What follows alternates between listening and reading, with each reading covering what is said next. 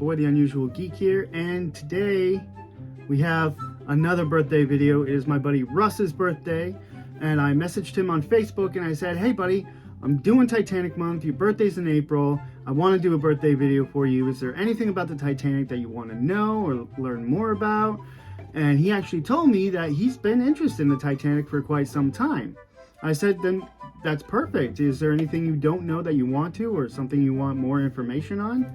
And he gave me a couple ideas, but the one that really stuck out to me was the fact that he said this, that why there was nobody on the radio. I knew there were 2 guys assigned to it, but nobody called for help. And I was like, what did he say? So I decided I was going to take that and run with it. So, my buddy, today we're going to be talking about not just the wireless room, but the 2 guys, Bride and Phillips, who were assigned to Titanic's wireless and how they became heroes.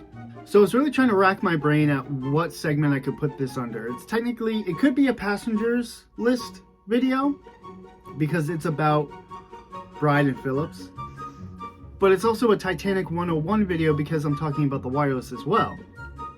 So I'm going to take those, get rid of them, and I'm going to create a brand new segment right here, right now called Heroes of the Titanic. Wow, that sounds so good. Oh my God, big brain. Anyway, here we go. So Titanic was outfitted with the most state-of-the-art wireless technology they had at the time. The 2 men who were assigned to Titanic's wireless was Jack Phillips and Harold Bride.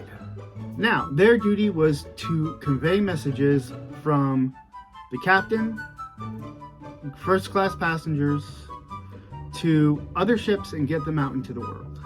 For the first few days, everything was business as usual. These 2 guys took shifts and they just sent messages out and received messages.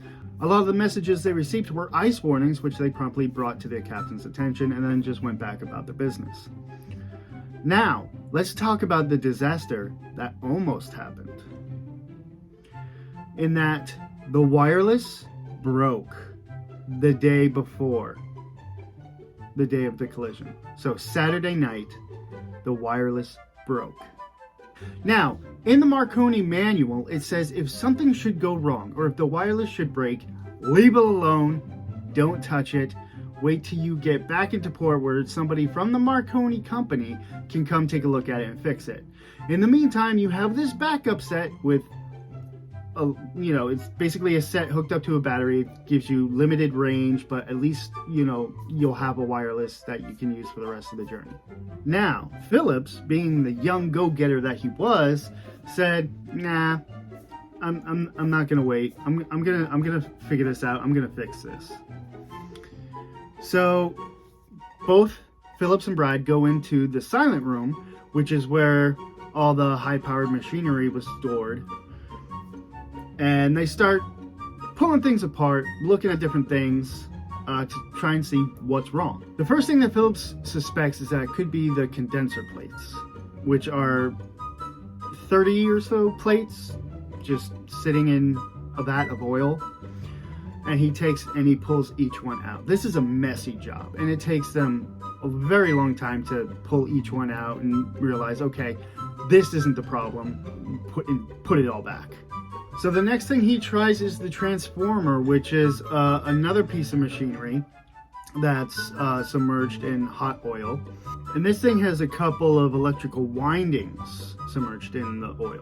So he takes the top off that thing, and sure enough, he finds that one of the windings shorted out. It burned the insulation and caused the wiring to short out. So he winds that up with some tape, he puts it back, puts everything back together, and voila, the wireless set is working again. This job took these 2 men several hours to complete.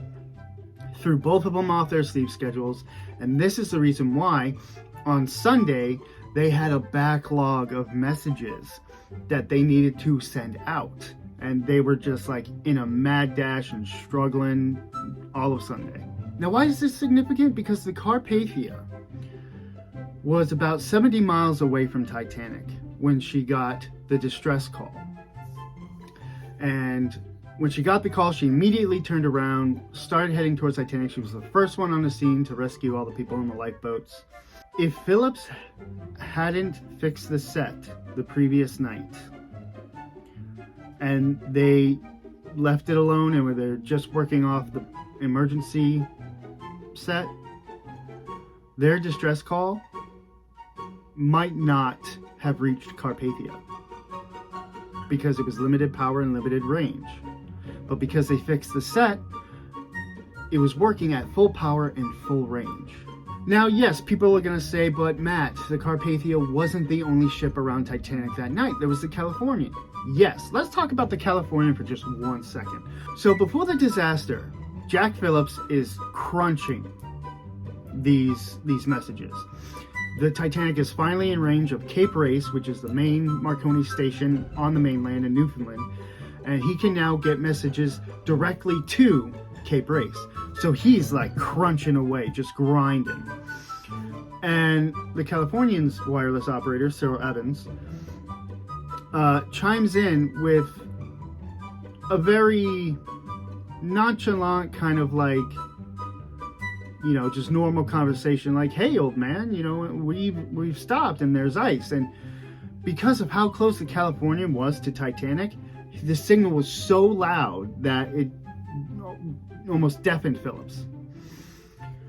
And Phillips is getting irritated because he's got a backlog of messages, and here's this guy, he's just talking nonsense. So he's like, shut up, I'm working Cape Race, I don't have time for you right now. Something along those lines. And because the Californian only had one wireless operator, Evans was like, all right, well, that's that. I'm done, my ship's over, I'm going to bed. Turns off his wireless set and goes to bed. So nobody on Californian is listening. Soon after that, disaster strikes the Titanic. Californian is right there, and they can see what they think is the Californian on Titanic. They see the lights, and Captain Smith even says, you know, to people in the lifeboat, go row over to that ship and tell them to come help. But that's another story. Now, had Bride and Phillips not fixed the set and they were running on the emergency set, the only other ship that they probably could have reached was the Frankfurt. But here's the problem with the Frankfurt. It's a German ship, and it was kind of an irritant to Phillips, where with that ship, they would get a message, bring it to their captain, wait for an answer, and then come back to the wireless. They would take, you know, a while in between getting back to Titanic. And, you know, they're an emergency. They don't have time to wait around. They need answers immediately. So Phillips kind of kept the Frankfurt at arm's length. Just kind of like, you know, just stay over there. I'm sure that if things got desperate enough, he'd be like, okay, come help. So what this boils down to is, if Phillips hadn't fixed the set and they were still running on the emergency set, the emergency batteries, their distress signal might not have reached Carpathia in time, if at all. But because Jack Phillips was that young go-getter, showed the initiative, said, no, I'm going to fix it myself. They fixed it, and it was operating at full power on the night they needed it the most. This makes Bride and Phillips heroes of Titanic. And that's going to do it for this episode. Again, I want to extend a huge happy birthday to my buddy Russ. I hope you enjoyed the video as much as I enjoyed making it. That's going to be it for me. If you guys like what you saw, hit that like button. It really warms my heart when you do that. If you want to see more, click that subscribe button, and don't forget to ding that little bell next to it so you guys can get notifications whenever I upload a new video. I'm the Unusual Geek, and I'll see you guys in the next one.